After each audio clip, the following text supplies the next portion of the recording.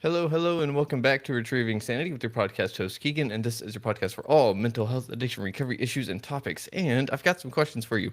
Does your head kind of hurt? Have you hit it a little bit too hard? Well, good news, because you're in the right spot, because we're speaking to Kelly Tuttle. She is a neurology nurse practitioner and martial artist and traumatic brain injury survivor. And she's written a book. It's called After the Crash, if I'm not mistaken. And we've had her on the show before, and we talked all about TBIs. And we talked about her story, found out that I had some TBIs myself. But we are here to figure out what it's like to rebuild identity and stuff like that with a TBI. So, Kelly, how have you been since our last, episode, really? I've been really good. I'm so glad to be here again. Thank you. Of course. It's an honor to have you back on the show because I know I've kind of felt that like I flubbed it up a little bit the first time because I was like, ooh, this is interesting. Learning that I have a TBI whenever a TBI was something that was like for veterans or someone that went through something like really, really, really, really bad, but it's actually not quite what it was, right? Right. It could be, from like we talked about before, a fall. You fell off your bike, right? As Mm-hmm. a young Early on, yeah. child. Mm-hmm. Yeah. And it could be from a car accident. It could be from, just like you said, a vet experiencing being close to an explosion. Mm-hmm. It could be a penetrating object. But you could also have other types of injuries to the brain through like poisoning, monoxide poisoning, lead poisoning, um, loss of oxygen, which could be Mm-hmm. from a near drowning or a cardiac arrest, Huh. strokes, which could be from a blood clot or a blood Mm-hmm. vessel breaking and bleeding into the brain. Mm-hmm. It could be from an infection, such as COVID 19 or any other virus that is able to cause neural inflammation in the brain. Uh-huh. Um, Huh. so there's a lot of ways that the brain can be injured that a lot of people don't realize Mhm. and kind of don't, include themselves in that basket of our tribe. Um, so that they can learn more about brain injuries and then benefit from the information about how to live with a brain injury and to get help with the symptoms that you are still living with. Hmm. Okay, that's really interesting. So, even though we had touched on it before, I wasn't really quite aware that even something like COVID-19 could give something someone could describe as a traumatic brain injury. But it would make sense because it is an injury to the brain. But what is it that you think makes people not really want to seek help in that regard? Is it because it's still something that they could define as mental health and that is therefore taboo? Yeah, so that can definitely happen mistakenly Mm-hmm. that someone who has a type of brain injury or a concussion can go in and they could say, hey, every time I go out to a restaurant or a bar or a Mm-hmm. grocery store, I get really anxious and I don't want to leave my house. I'm having panic attacks. Yeah. Well, what so you would automatically think, oh, okay, mental health issue. Let's help this person with their anxiety and their panic Mm-hmm. attacks. But the real underlying issue that people may not understand, and that could be the patient and the provider, is that um, being out at a bar or being in a grocery store is a very stimulating environment, and they're Mm-hmm. suffering actually from overstimulation, Hmm. and that can give you symptoms of a headache, irritability, dizziness, difficulty with decision making, Mm-hmm. confusion, those kinds of things. Mm. Gotcha. So, how would you tell someone that they're probably experiencing something along those lines of that overstimulation effect, where it's not something that there's nothing quote unquote wrong with them, but there is something going on with them, you know? Yeah, Because, and oh, sorry, go ahead. oh, I was just gonna say that. Um, it's nice to hear that you're not going quote unquote crazy. Mm-hmm. Um, because that's what you feel like when you Mm-hmm. don't know what's going on. You're like, why am I feeling this way? Why Mm-hmm. am I acting this way? Like snapping at people and being irritable, Mm-hmm. and I can't make a decision to save my life. Yeah. And when you sit down with your provider and you go, well, you had that fall 6 months ago, Mm-hmm. and you're still recovering from your head injury, and these symptoms are very common, and then that really helps the person kind of relax and kind of um, it opens up their mind to realize that there are possibilities to support their brains and not have Mm-hmm. to live in confusion. So if someone told me they were feeling really anxious at the grocery store, I would say, well, do you have any issues with light sensitivity? Because grocery stores have those horrible fluorescent lights, right? And Yeah. they're the worst, even if you Uh-huh. have a healthy brain. And so, you really have to suss it out. Mm-hmm. So I would ask about light sensitivity, symptoms that I'm aware of that can suggest light sensitivity. Mm-hmm. I said, is it the noise? Because they usually have music playing. Mm-hmm. Do you know, do you have difficulty reading like it in an environment where there's noise or distractions? So, with someone with those symptoms, I would recommend then if they have the light sensitivity, wear dark glasses. Mm-hmm. Um, if they have the sound sensitivity, wear some noise canceling earbuds or, Mm-hmm. headphones. Um, and then the other thing is there grocery stores are like really tricky visually. Yeah. It, it's hard to explain, but the way the aisles are and they kind of The converge, mm-hmm. and it plays with the brain. Mm-hmm. And if you're suffering from a brain injury, you're going to be more sensitive to that Mm. and to those kind of visual, kind of weird things that normally would filter out and be used to. So Uh-huh. there might be this sense of disorientation, like Hmm. why why am I uncomfortable here? And then Yeah. you're looking at the shelf and you're like, all I want is a can of pinto beans, but there's all these beans and you're overwhelmed by the choices and it's difficult Mm-hmm. to pick out because of the distractions to pick out that one thing that you want. You got Mm-hmm. light, sound, people moving around you. Mm-hmm. And then, having to pay attention to make sure you're not standing in the middle of the aisle blocking somebody else, right? Yeah. Yeah. It's a That's lot. a lot of stuff to manage. Uh-huh. So yeah, those are some of the tools that I would use. I would definitely tell them, take a list, stick to the list, Mm-hmm. go to the same grocery store, get to know it, keep going to the same grocery store because then you're going to know the things that you need and where they're at, and you can get Mm-hmm. out as quickly as possible. Go when your energy is up, not Mm-hmm. when your energy is down, those Mm-hmm. kinds of things. Oh But man. in the long run, if you didn't know these things, then they would be diagnosed with anxiety, Mm-hmm. you know, Yeah. or social anxiety, not wanting to be out in the public and stuff. And that's not necessarily true. It's just that their brain is overwhelmed. Mm-hmm.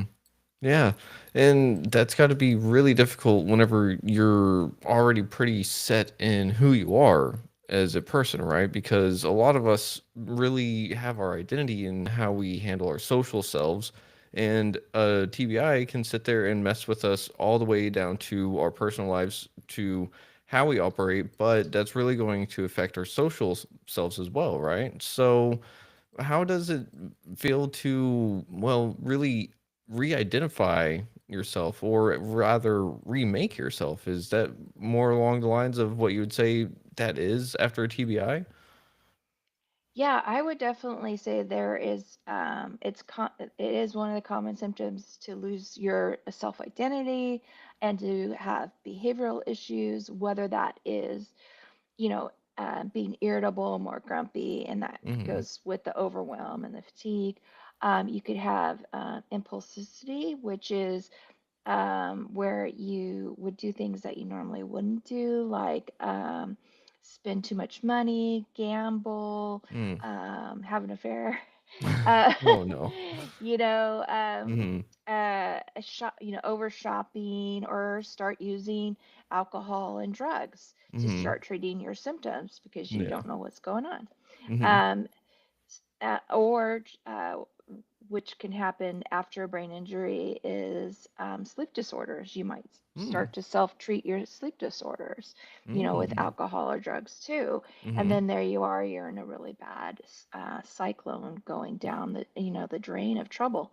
Mhm. Um, so yes, so there could be changes in personalities like um, one, we talked about neurofatigue before. So Uh-huh. you could go from a high energetic, goal driven person to a person who has to monitor their energy throughout the day Mhm. and take rest breaks, embrace a more simple, more slower pace of life.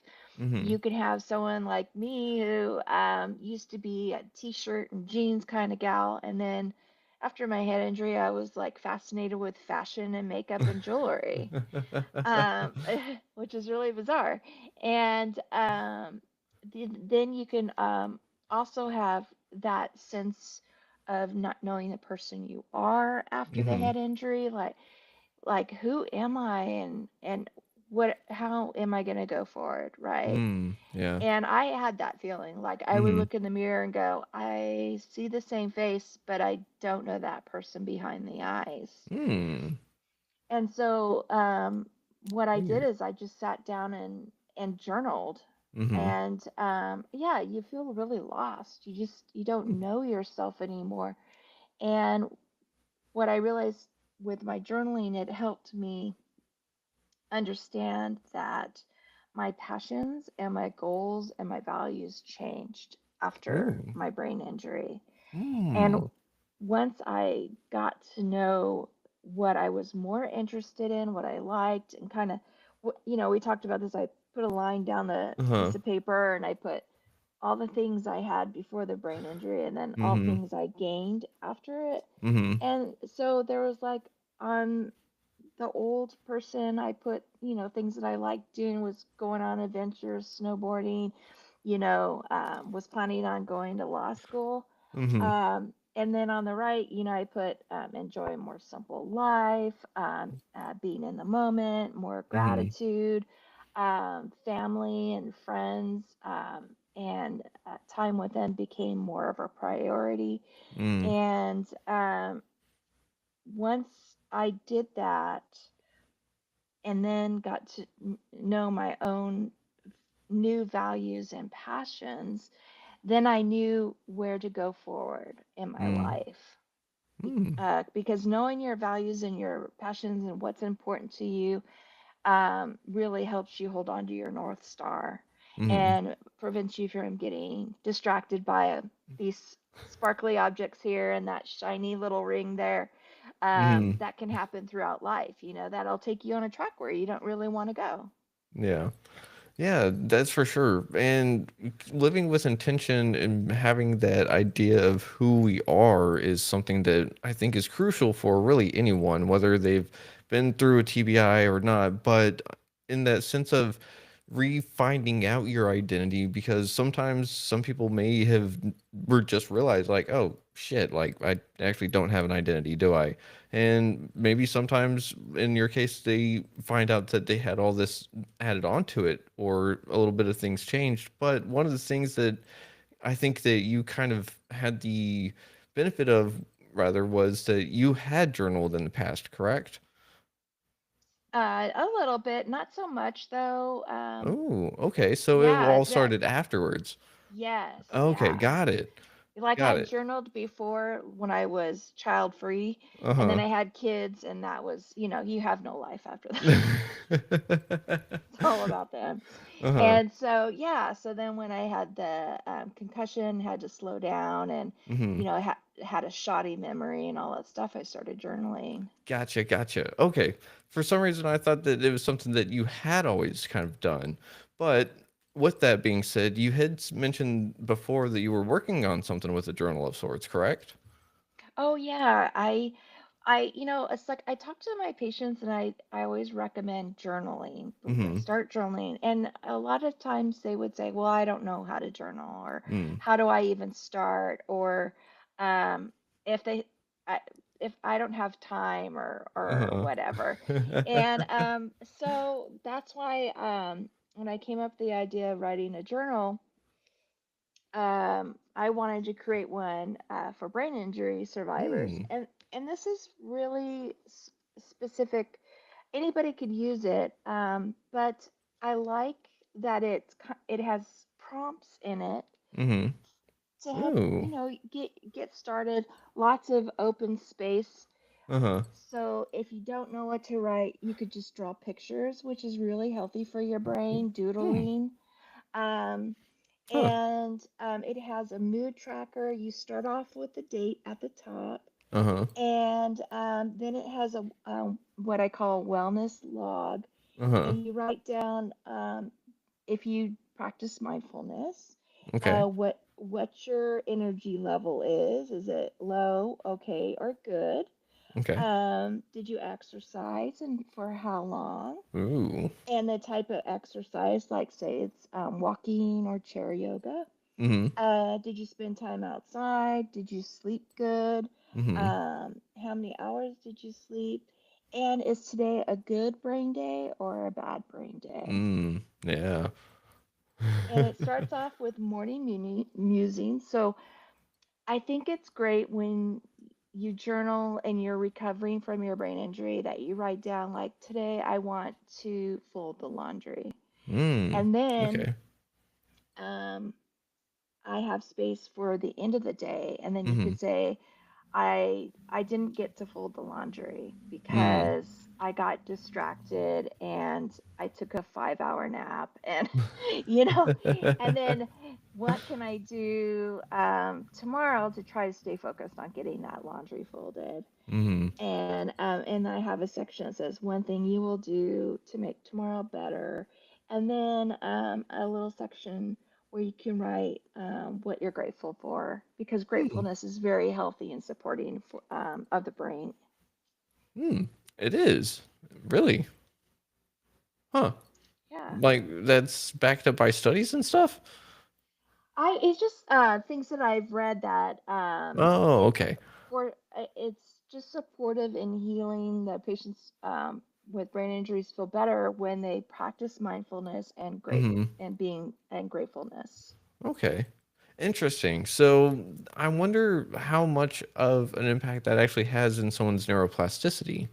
Would that actually be something that you would take into account whenever someone is going through their recovery phase? Is like how, like, because if they're not really mindful of their level of injury, then how can they really be sure they're getting better, right?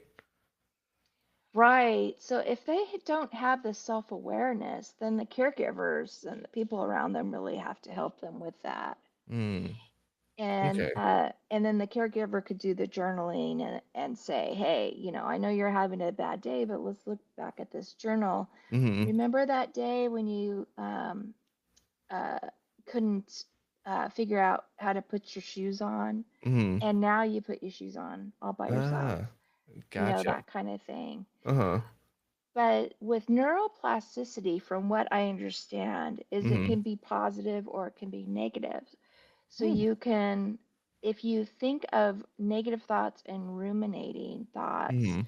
then your brain's gonna be wired to think that way, Mm, and then you're not gonna feel good because you're gonna think, oh, I'm not good enough, I can't do this or that, and mm-hmm. it's because of that car accident, and now I'm never gonna be the person I'm gonna be. So Mm-hmm. if you think about those things, then it's just gonna perpetuate more negative thinking.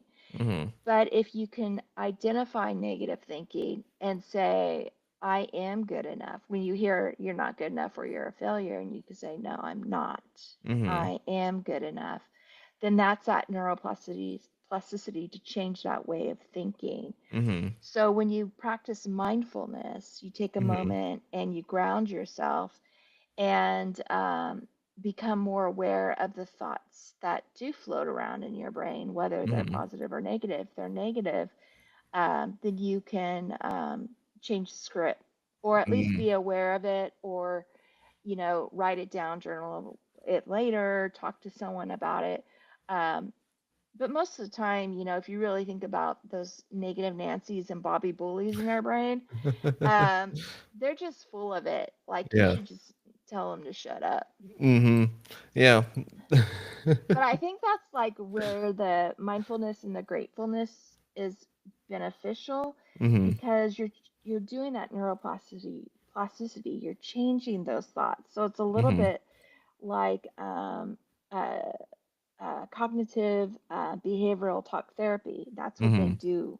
They ask you, what are the thoughts that you have that are negative? Like, I really hate my job, that kind of thought. Mm-hmm. And they'll say, well, what is it that you don't like? And they give you what's in your power, what's not, and they give you the tools, and then they Mm-hmm. help you change that mindset. Like, I really like my job because I get a paycheck, but I don't like my job because my manager's a jerk. So, Yeah.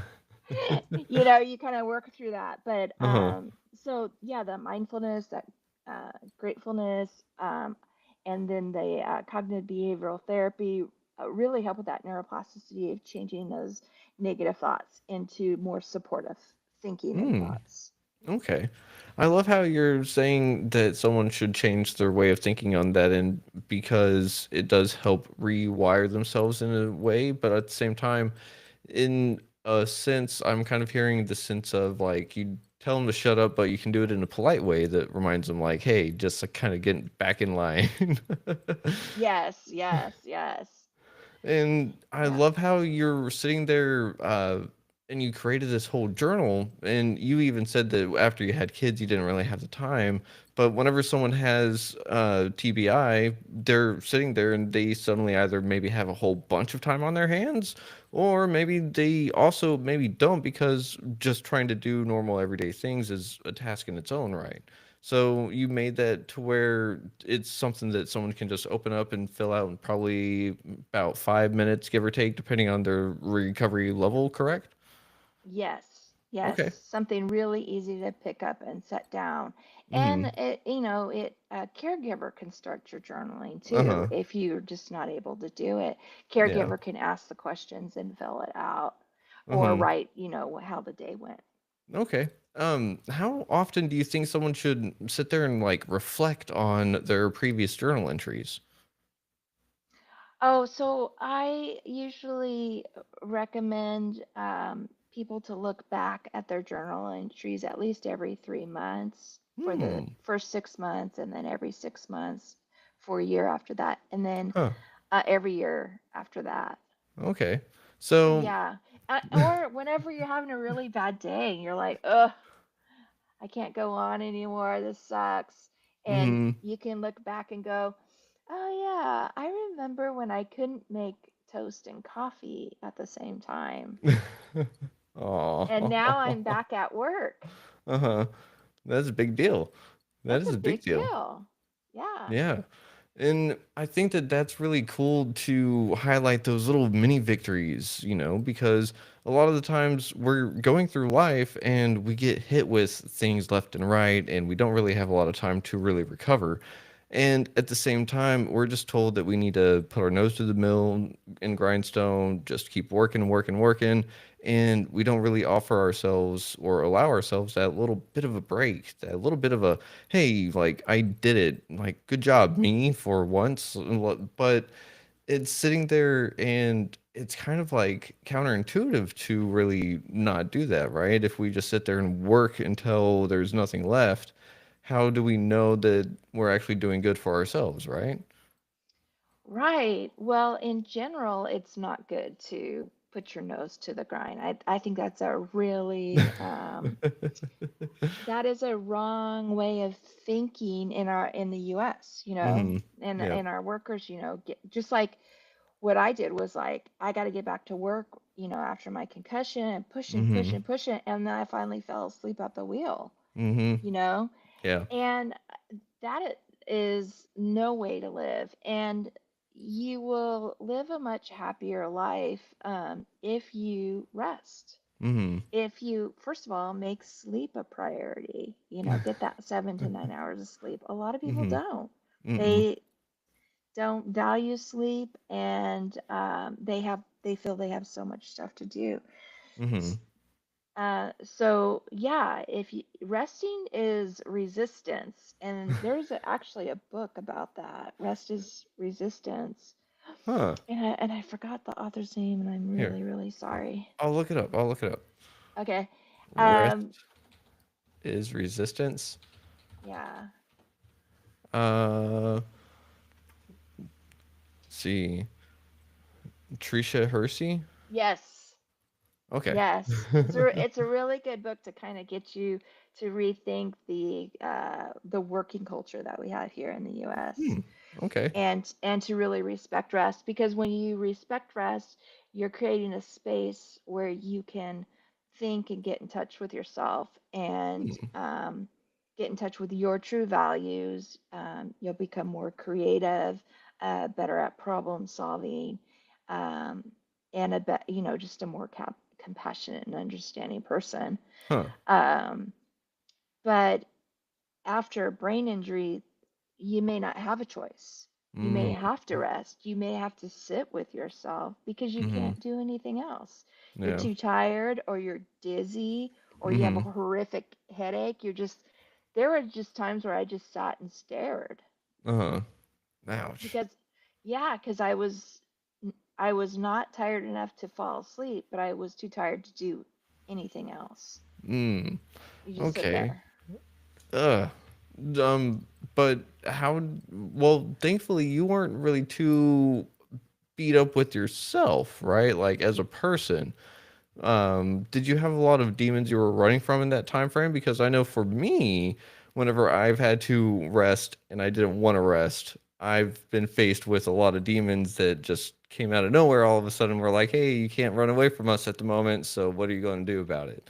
And it sucked. So, did you have something similar, or were you kind of like off in a better headspace than that? No, initially I was not in a good headspace. Mm, I even had suicidal ideation. Like, I mm, thought that my family would have been better off if I had died, because I felt like I wasn't doing enough, or being working enough, being a good enough mm, mom, being a good enough partner with my husband, because he yeah, got just stuck with all the childcare and the yeah. household, stuff. Yeah, it was a very dark time.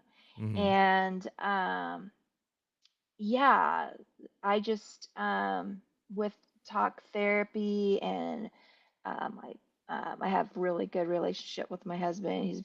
We're very good at communicating, and I had supportive family and friends, and Mm-hmm. yeah, that was really really helpful, and colleagues at work that were super supportive, and they that with all of that, that kept me out of trouble. Mm-hmm. Mm. Yeah. uh, I mean, I think that that is definitely the way to go is having that connection, that support system of sorts, that support net per se. And Hmm. I can definitely say that that is one thing that I may have had sort of kind of ish, but I've always been more of a loner or hermit crab type. And I can tell you right now that it has definitely done me more disservice than it would if I were to actually open up and communicate how I felt or things like that along those lines, you know. So it would have been probably doubly more so for me in the middle of everything, such as yourself, because it's one of those you're a caregiver and now you're having the tables like flipped on you, right? You're having to sit there and Hmm. now you're being taken care of more or less. And so I bet that that was a tough transition as well, correct? Right, it was. I remember um, the day before my appointment with my physical medicine and rehab doctor, I Mm-hmm. was freaking out because I had to call in sick at work. to go Hmm. to the appointment Oh. because I was scheduled to work. Hmm. And I had to sit down and say, "Hey, Kelly, this is your brain. You lecture patients all day long to take their hearts seriously, and Hmm. you're not taking your brain seriously. That's ridiculous." Hmm. And so then I got the courage to call in and take that day off Hmm. to see the physical medicine rehab doctor. And as I said on your show earlier, that was Hmm. when my trajectory on my recovery changed from Hmm. bad to good. Yeah.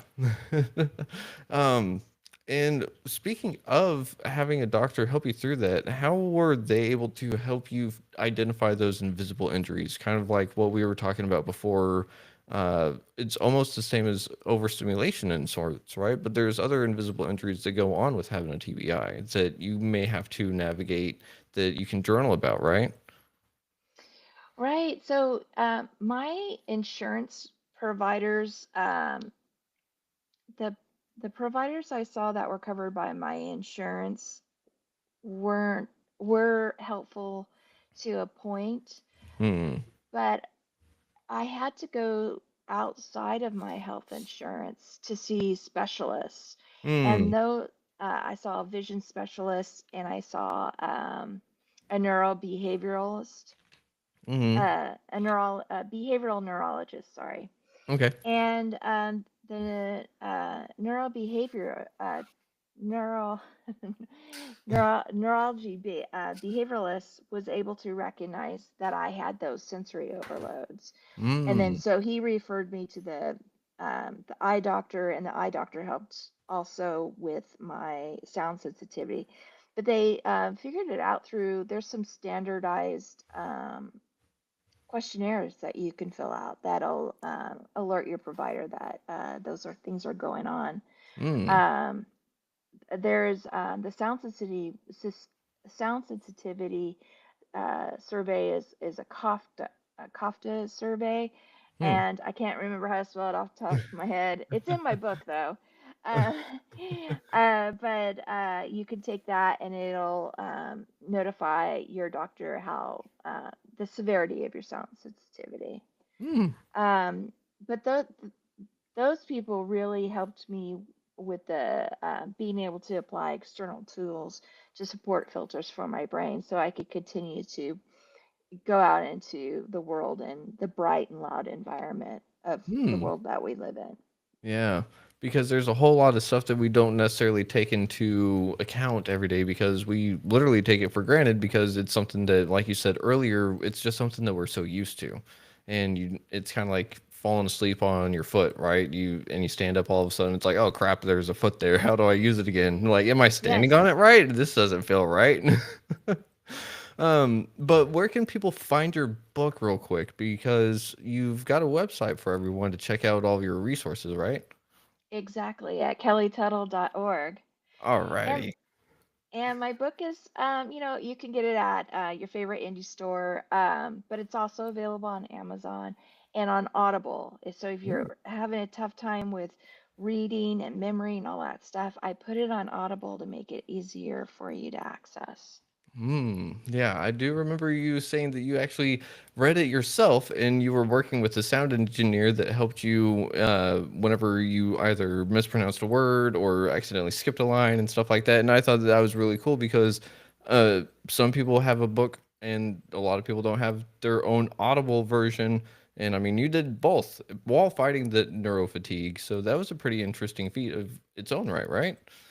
Oh my gosh, it was. And it was and it was holidays. It was like I did it like around Thanksgiving, December. I was like, "Oh, this is crazy. Oh, man. Crazy." Oh, I didn't Yeah. realize you did it, like, on your spare time, spare time. Oh, Oh geez. yeah, yeah. So I would work 5 days a week, and then on the weekend, I would go and do recording on, Mm, I think just one day, Saturday. mhm. And I think it took me about four recordings. But then after I did the recording, the sound studio would send me the recording. I'd have to sit at home and listen Oh. with the book and make sure it sounded good. I mean, it was a lot. It was a Uh-huh. lot. I wanted to cry, but I didn't. Oh man. Hopefully you're not one of those people that are like, oh man, that's what I sound like. Oh crap. No, I kind of got over that when I started making videos for social media. At first, Hmm. I was like, ugh. But now Yeah. I'm used to it. Hey, this is how I sound. You like it or you don't. I know for myself that was one of the bigger things that it took a while of getting used to was, oh, I thought I sound different. Man, I feel bad for everyone that's ever listened to me try karaoke. Definitely. You But sound different in your head as opposed to, yeah, in the real mhm. world. Speaking of how you sound or hearing things, whenever someone experiences a TBI, some people are afraid that that could be schizophrenic, correct? Some people I've heard are afraid that if they hit their head too much, that they'll go crazy, quote unquote. I haven't seen that. Uh, it, it, Most of my research and my knowledge is with mild brain injuries. Mm. Now, that might be more so with moderate or severe, but I don't really know. Mm-hmm. But you can have auditory hallucinations where Mm. you hear things like, like music, or Mm-hmm. you think somebody is knocking on the door or something like that. Mm-hmm. Um, uh, those When I had experience with patients with that, they usually had it was a type of seizure. It was an auditory type of Oh. seizure. Uh, I mean that would that would explain my thing. Whenever I went to go get my alcohol detox, I was in there for maybe a day or so before the delirium tremens kicked in, and I'll never forget it because it sounded like someone had music just playing on headphones this far away from my ears, and it was full entire albums from start to finish, every note, every lyric, and it was pretty intense. Like trying to listen to that and people talk at the same time was it was bad. And Oh, then they found me on the floor seizing, and then I woke up in the hospital 4 days later. So yay! But yes, that can happen. Yeah, yeah. You have mhm, to.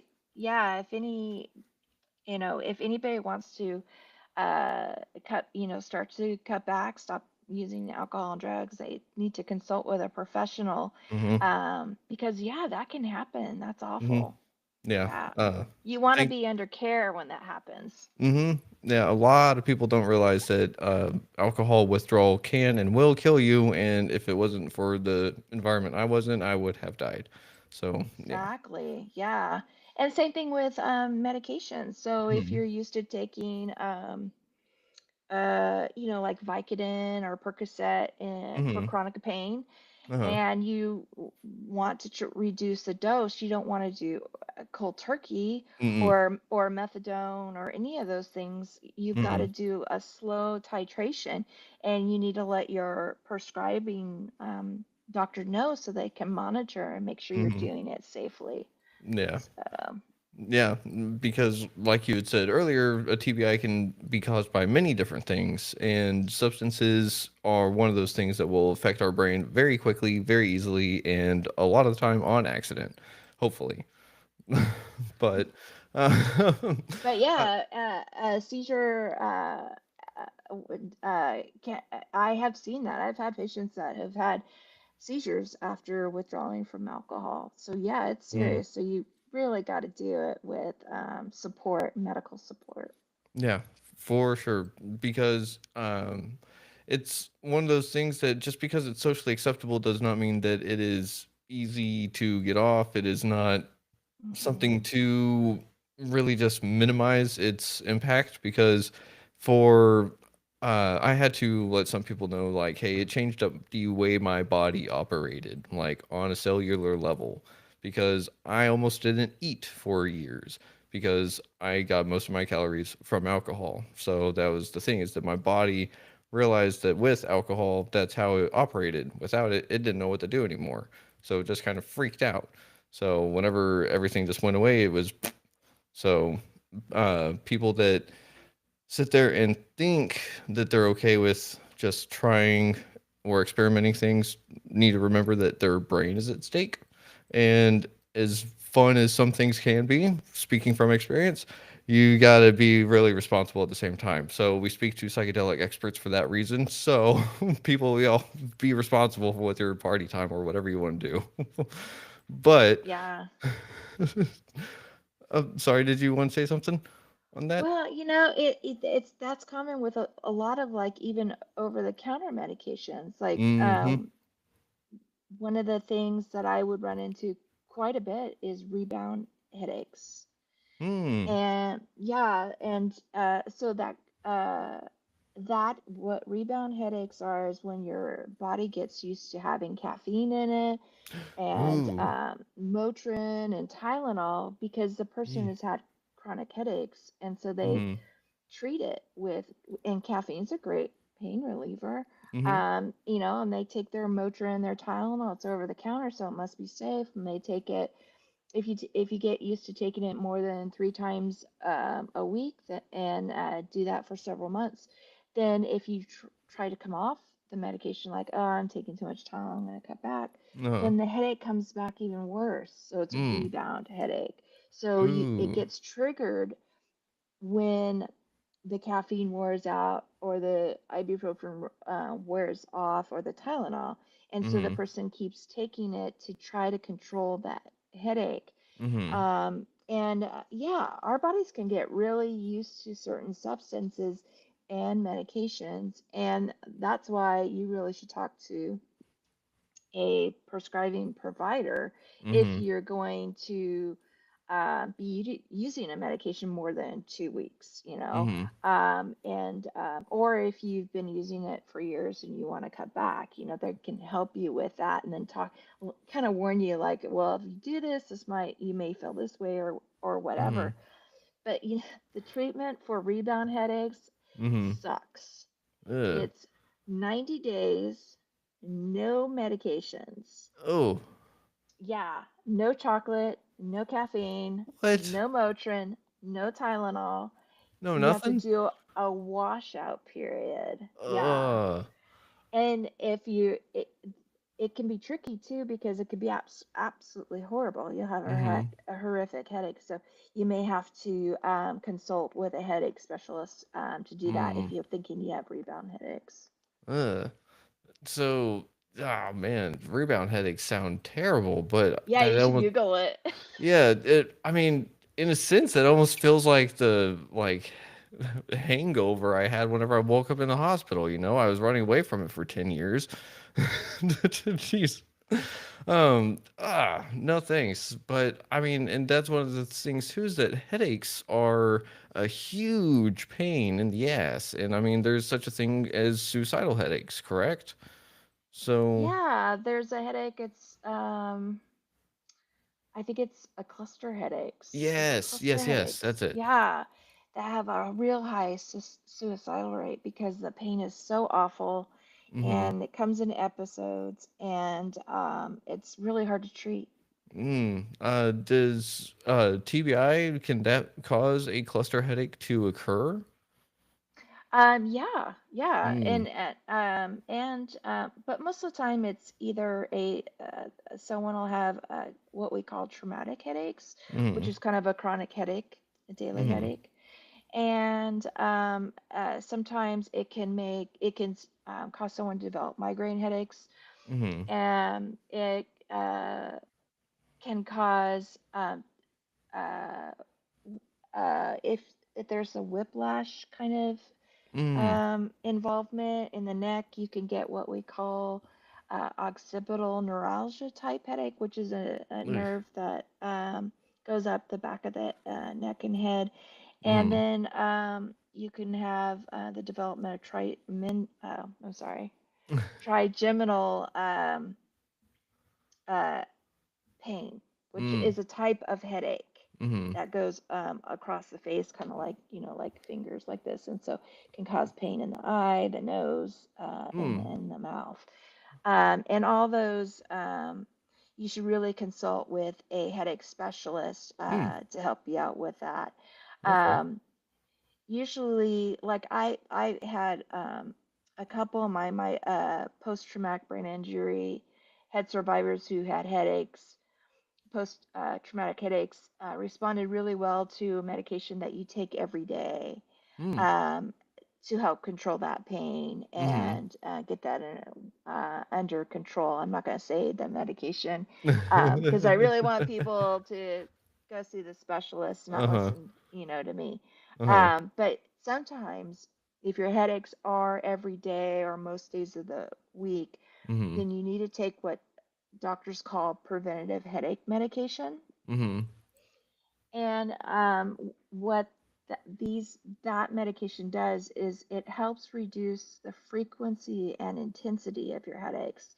Mm. So you may have like a reduction of at least 30% of your headaches per month, Uh-huh. or you could have a real significant amount of Uh-huh. reduction. Depends on the person, everyone's different. Huh. And then when you go to use your abortive medication, whether it's your Imitrex or your Motrin, it's more effective in controlling the headache Hmm. when it starts. Huh. So, yeah, if you're having daily chronic headaches and your Tylenol and your Motrin are not being effective, you can consider talk to your doctor about a daily preventative headache treatment. Mm-hmm. But really, what it comes down to, though, is you've got to have a really clean lifestyle to help Mm. prevent headaches. So, if you're Hmm. not getting 7 to 9 hours of sleep at night, it's going to be really difficult to control your headaches. If you're been diagnosed with sleep apnea and you're not Mm-hmm. compliant wearing your sleep mask every night, it's going to be really difficult controlling your headaches. Mm. You got to exercise, you got to eat a low inflammatory diet, stay hydrated, and manage your stress. Mm. Oh man. Yeah, yeah. Headaches are tough. Yeah. I mean, they sure sound like the pain in the head, that's for sure. But I hear that you've kind of circled back around to something that you mentioned early on, and I figured we might as well figure out why it's so important, and that is sleep. Why is sleep so important whenever it comes to dealing with the TBI or headaches and just rest in general, you know? But sleep is the epitome of rest, right? Because we all kind of it's the pre-trial of death, right? Well, it is sleep is a actual function of the brain. Okay. So when you go to sleep, your brain goes to work, and there's lots of things that it does. One of the things is it cleans house. Hmm. So uh, there is kind of like oh, now I'm not going to remember the word, of course. It's like lymphatic type system where it's they're not blood cells, but they're like the gutters of the body, Mm-hmm. and we actually have them in the brain. And when you go to sleep, these gutters, they open up and they Hmm. wash out all the toxins and um, free radicals and proteins and things like that that have been used up and you don't need to Hmm. have in your brain. If you don't allow your brain the time to do this washout, Uh-huh. lymphatic system, it came to me. So then you will have a buildup of toxins and proteins such as tau, which increases Hmm. your buildup of tau, increases your risk of dementia down the road. Huh. So it really does enhance keeping the brain healthy by keeping cleaning out toxins and waste. Uh-huh.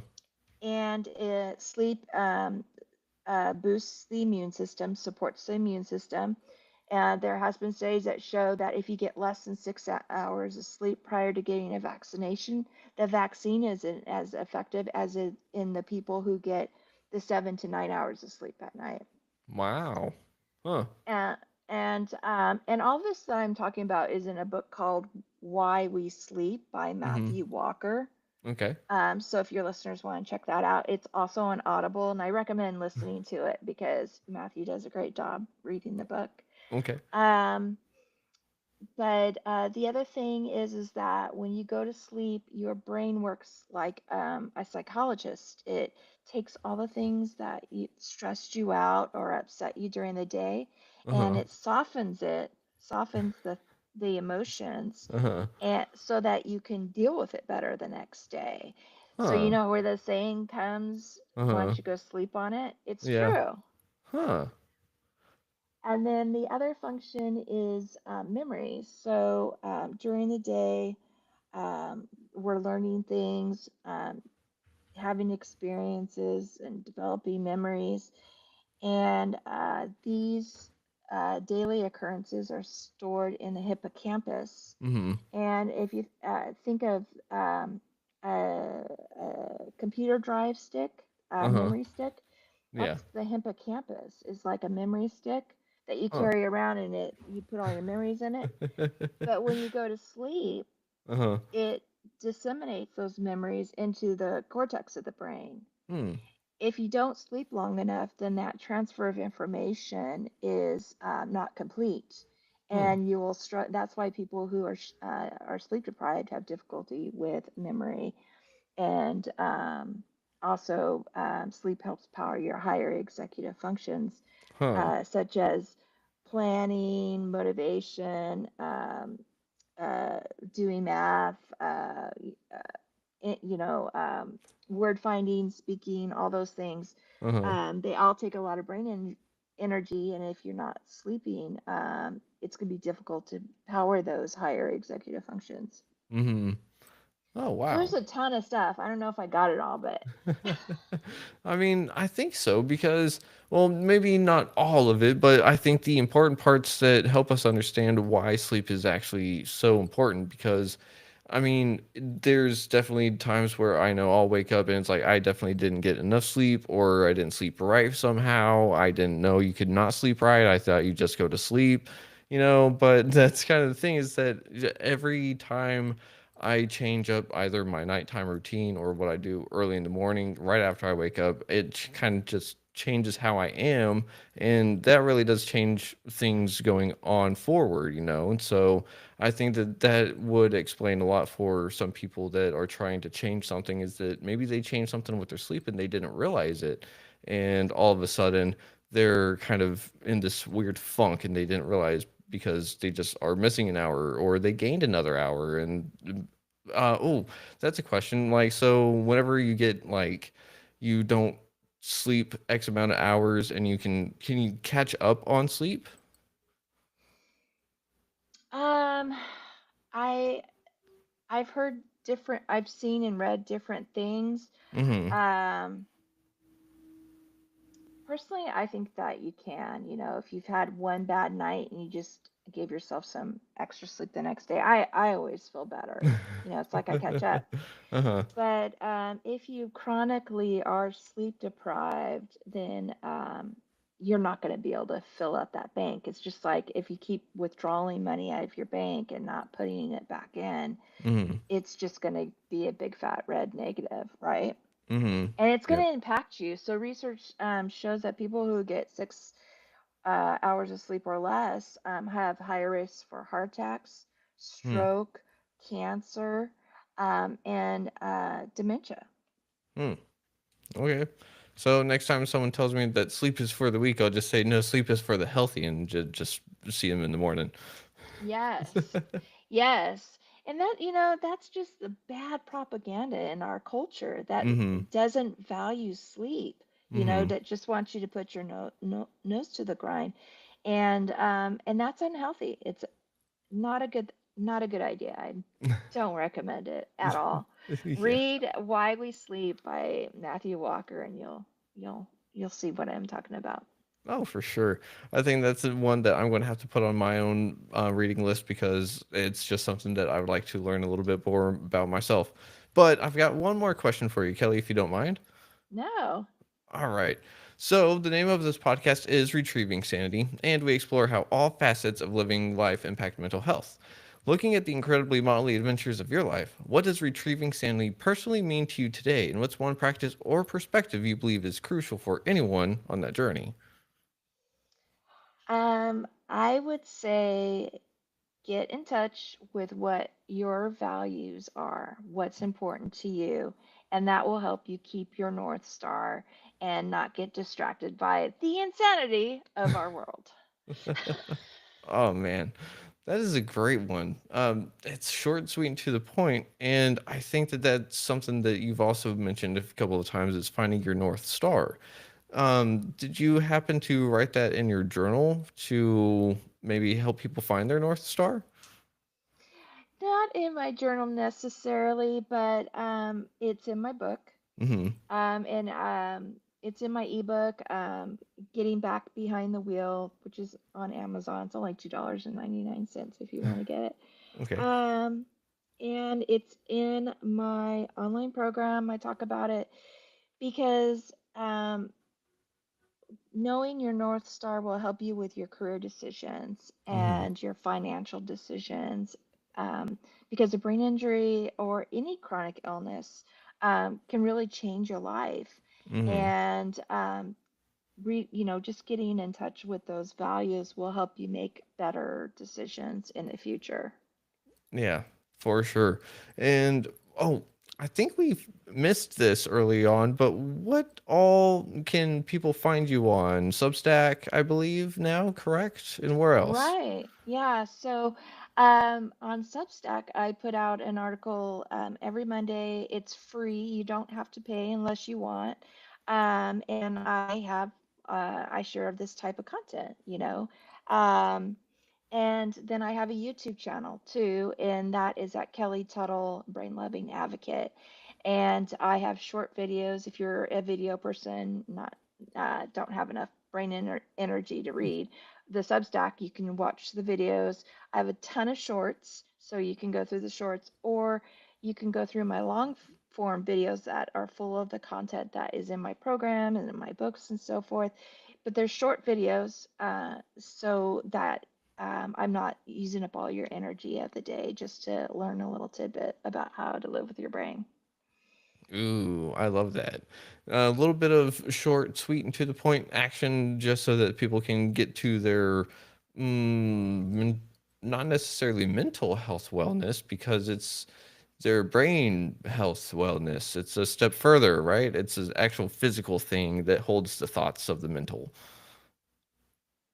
Yeah, there's so many facets about the brain. There's the physical structure of the brain, the cellular functioning of the brain, Hmm. and then there's that mental health component. And when recovering from any brain injury, you're going to need support from all those avenues.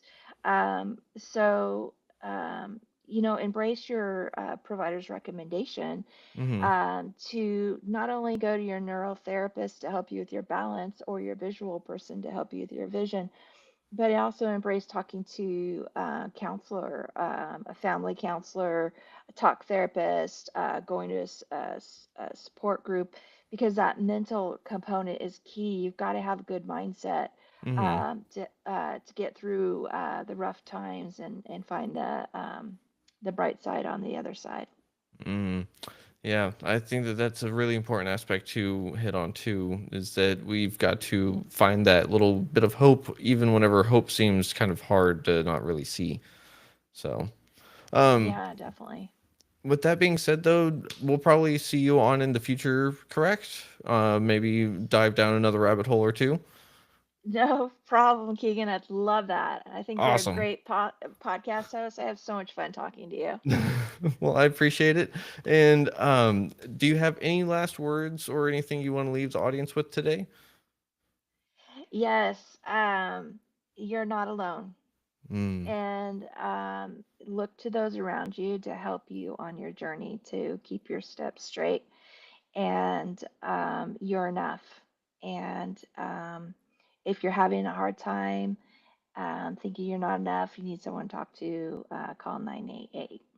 Mm, thank you for that. I keep forgetting that that is still up and running after a certain part of it was turned off, which is stupid, but that's we don't Yeah. get into that here. So, with that being said, everyone out there, thank you for listening to Retrieving Sanity on WDJY 99.1 FM. This has been Keegan and this has been Kelly. Go ahead and check her stuff out at kellytuttle.org. But in the meantime, you've got to love yourself, love others if you can, but you've got to love yourself first. And we'll see y'all in the future on a future episode. With that being said, much love. Shalom. And stop.